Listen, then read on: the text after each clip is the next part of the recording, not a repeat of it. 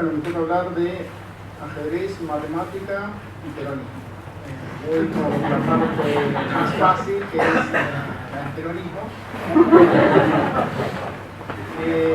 No, simplemente para recordar que justamente uno de los primeros y los más interesantes, felices recuerdos de mi infancia tiene que ver con, bueno, yo empecé a jugar muy chico al ajedrez en realidad y participé en los torneos Evita cuando tenía 12 años. Y bueno, mi primer viaje fuera de mi ciudad, Bahía Blanca, fue a La Plata para jugar el torneo provincial y ahí quedé como tercer tablero y entonces formé parte del equipo de la provincia de Buenos Aires y fuimos a jugar el nacional de los torneos Evita y bueno, fue para mí una experiencia inolvidable, así que bueno, no quería dejar de mencionar esa vinculación con el peronismo que fue para mí un gran recuerdo. Vamos ahora a lo que yo había pensado, digamos. A mí me gustaría hablar de un costado un poquito también imprevisto, quizá. Bueno, excelente el recuerdo de Horacio sobre Ezequiel Martínez Estrada, que también nació en Bahía Blanca. Yo creo que la casa de la fundación está todavía en Bahía Blanca, fue la casa donde vivió. A mí me va a interesar hablar de el ajedrez en cierto modo como lenguaje y sobre todo en vinculación con las series lógicas, en un sentido creo yo bastante preciso que voy a tratar de explicar ahora. Pero quería empezar citando un libro muy interesante de ajedrez que me acercaron en una charla, se llama Metáforas de ajedrez, la mente humana y la inteligencia artificial, de Diego Raskin Gutman. Y él dice así, este es el hilo que quisiera tomar. Como actividad de comunicación humana, cada jugador, en cada jugada, debe comprender el mensaje elaborado por el oponente. En caso contrario, se encontrará pronto en dificultades. Y realmente hay un lenguaje a escuchar, un mensaje, digamos, pero es un mensaje que se establece por sucesión de jugadas. Quisiera, para que se entienda a qué me refiero, ir a otro cuento de Borges, quizás no tan claramente relacionado con el ajedrez, pero que tiene una estructura de tipo ajedrecístico, que es La muerte y la brújula.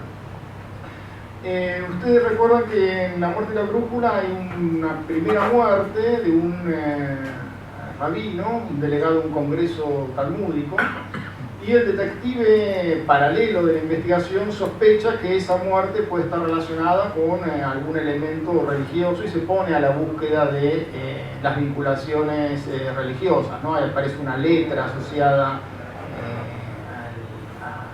a esa muerte. Ese primer crimen se comete en el Hotel du Nord, se dice. Y luego, un mes después, hay una segunda muerte en los suburbios occidentales, se menciona. Por supuesto, todo esto se menciona, digamos, de una forma semioculta, pero las pistas van dando que las muertes van configurando lugares en el mapa que tienen que ver con los puntos cardinales.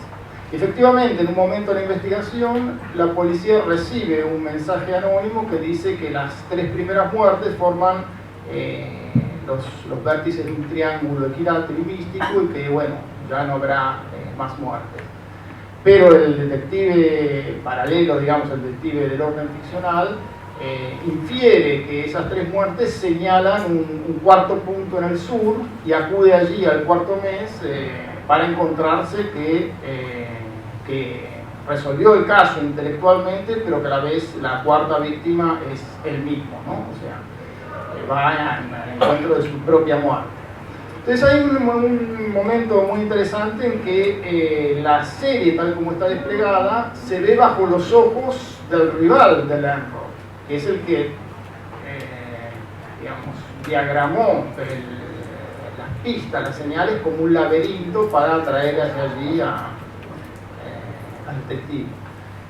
Y justamente en ese momento aparece la palabra sacrificio en el sentido puramente ajedrecístico, es decir, al explicar cómo fue la sucesión de muertes, Charlach, que es el criminal, le dice que, bueno, que una vez que él se dio cuenta de que el detective estaba a la búsqueda de una pista religiosa, decidió sacrificar a su matón, que a la vez era un traidor. Entonces la segunda muerte es el sacrificio, o sea, planta una serie falsa, y la serie falsa empieza con el sacrificio de su matón, digamos, que lo había traicionado.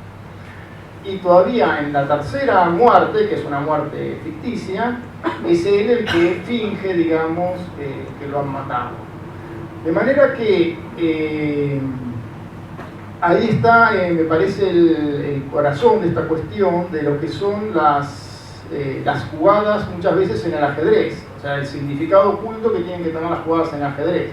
Que muchas veces hay la lectura de una jugada que puede leerse como error o como de un modo sacrificio deliberado, ¿no? Como celada. Esa es una de las cuestiones importantes.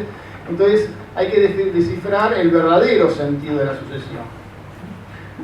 Las sucesiones de símbolos no llevan en sí, no pueden llevar en sí el sentido. Entonces hay un momento de interpretación. Y una de las cuestiones cardinales en el juego de ajedrez es lograr ver en la sucesión de jugadas cuál es el plan que se va configurando y hasta qué punto aquel lugar que se nos cede en el centro del tablero, aquel cambio de calidad o lo que fuera, o aquella ventaja que parece que podemos conseguir, son realmente, digamos, lugares conquistables o son parte de una celada y en el fondo de un sacrificio. Hay otra idea muy interesante en el libro, en donde se habla de, que va a tener que ver con lo que voy a comentar después, de dos tipos de sacrificios, ¿no? El sacrificio temporal, que es un sacrificio en donde se cede la pieza o la calidad, pero digamos hay una recuperación que una persona con la suficiente capacidad de cálculo, un jugador lo suficientemente diestro, puede anticipar, ¿no? De ese modo el jugador parece que está arriesgando, sacrificando una pieza, pero la recupera al cabo, digamos, de N jugadas. Pero hay otro tipo de sacrificio que él lo llama sacrificio real, y da un ejemplo muy hermoso de Bobby Fischer a los 13 años en el torneo abierto de los Estados Unidos, en donde se sacrifica una pieza solamente por una situación futura en donde potencialmente se va a pasar a dominar el tablero. Ese sería el verdadero sacrificio, ¿no es cierto? Bien, entonces ese es un poco el esquema en el que quisiera comentar ahora qué pasa con la inteligencia artificial puesta con los programadores en realidad, puestos a tratar de reproducir el juego de ajedrez en humanos, ¿no? Que parece que aquí hay una cuestión de lenguaje muy interesante y que tiene que ver exactamente con esto que decimos, ¿no? Con las posibles interpretaciones de las sucesiones de símbolos.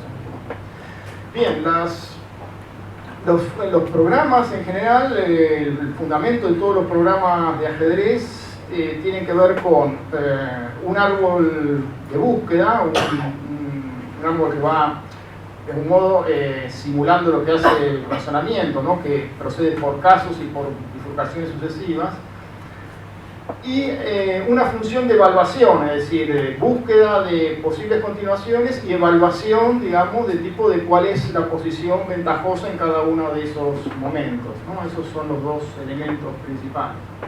Ahora, ¿qué ocurre?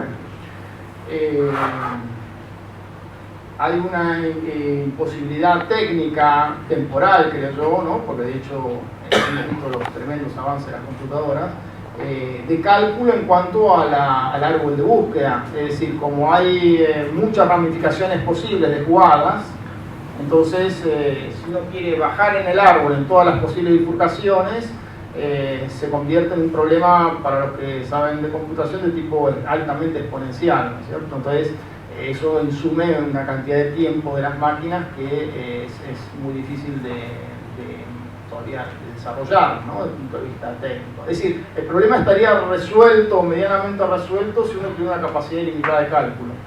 Entonces la cuestión es ver de qué manera acotar esas ramas, ¿no? Hay toda una terminología muy interesante, ¿no? En la programación, porque se habla de criterios de poda, ¿no? Justamente las figura del árbol dispara inmediatamente una serie de metáforas que tienen que ver con la jardinería, ¿no? Entonces, bueno, hay criterios de poda y se desarrolló, por lo que he leído, desconoce nada, sé lo que acabo de leer hace un rato, un algoritmo asociado esencialmente que se llama el algoritmo de Minimax, que lo que hace es considera el ajedrez, y acá es la segunda metáfora, que tiene que ver con lo que decía también Horacio recién, como un juego de suma cero, en el sentido de lo que hago yo bien, mi mejor jugada es la que más daño le hace a mi rival, es decir, tengo que buscar el máximo beneficio en mi jugada,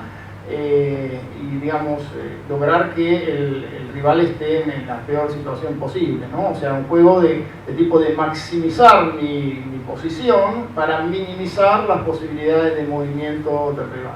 Pero bueno, esta forma de pensar el juego de ajedrez también tiene un esquematismo, ¿no? que lo hace una especie de primera aproximación. Sabemos justamente, y la figura del sacrificio muestra eso, que no siempre esto es así.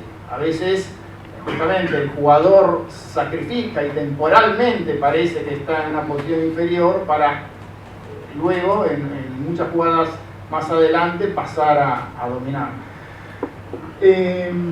Y finalmente entonces quería comentar que, bueno, que en general los programas tienen estas características, estos dos elementos, y que curiosamente son los programas que se llaman de fuerza bruta, los que tratan de analizar la mayor cantidad de posibilidades, los que han triunfado en detrimento de aquellos que trataban de simular de algún modo la forma de jugar de los verdaderos ajedrecistas, ¿no? Es decir, hay una cantidad de programas que se intentaron de tipo heurísticos, es decir, que tratan de simular la forma humana de jugar al ajedrez, pero fueron cediendo paso frente a la creciente capacidad de cálculo de las computadoras. Eso también da otra metáfora interesante, es decir, que podría ser la siguiente, o sea, juegan todavía el mismo juego, es decir, el juego que juegan los seres humanos no se parece al juego de estas grandes computadoras. Entonces hay un elemento también estético que entra en juego. Entonces, finalmente, quería hacer esta observación sobre la cuestión de los algoritmos y cómo el hecho de que haya justamente en escena estos algoritmos de las máquinas hacen también que uno, como ser humano, digamos, que va a tener que enfrentar a las máquinas en un torneo o desde el punto de vista teórico, tenga que desarrollar el ajedrez de otra manera. ¿A qué me refiero? Fíjense esto. Por ejemplo, se sabe que las computadoras almacenan una gran cantidad de libros de apertura. Entonces es imposible pensar en derrotar a la máquina con variantes, digamos, de apertura.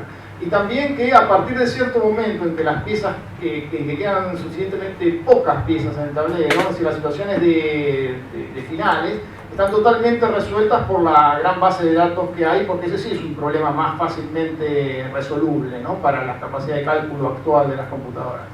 Entonces fíjense que han quedado dos áreas del juego totalmente como en manos, digamos, del poderío de las máquinas.